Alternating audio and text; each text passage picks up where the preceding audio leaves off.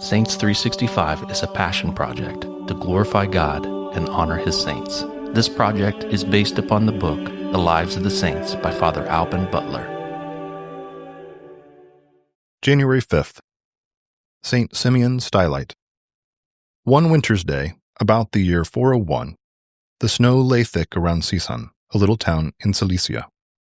A shepherd boy who could not lead his sheep to the fields on account of the cold went to the church instead and listened to the 8 Beatitudes, which were read that morning. He asked how these blessings were to be obtained, and when he was told of the monastic life, a thirst for perfection arose within him. He became the wonder of the world, the great St. Simeon Stylite. He was warned that perfection would cost him dear, and so it did. A mere child, he began the monastic life, and therein passed 12 years in superhuman austerity.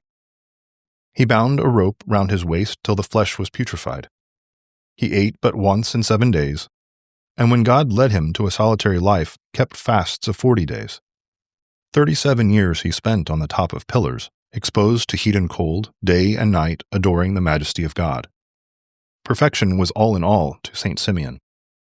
The means nothing, except insofar as God chose them for him.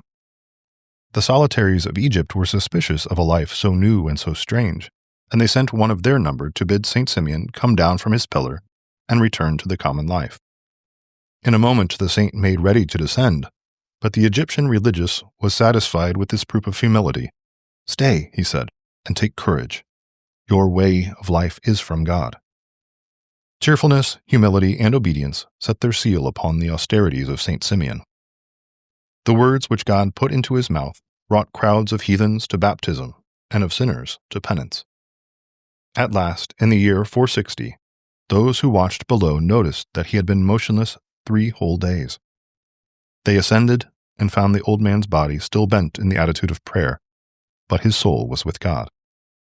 Extraordinary as the life of St. Simeon may appear, it teaches us 2 plain and practical lessons. First, we must constantly renew within ourselves an intense desire for perfection.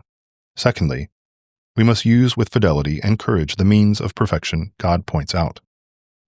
Reflection. St. Augustine says, "This is the business of our life, by effort and by toil, by prayer and supplication, to advance in the grace of God, till we come to that height of perfection, in which, with clean hearts, we may behold God." St. Simeon Stylite, pray for us.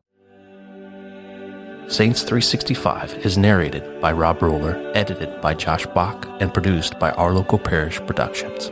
Funding for this project is made possible by Catholic businesses. Please go to the business directory at ourlocalparish.com to support these generous businesses. Thank you for listening. God bless.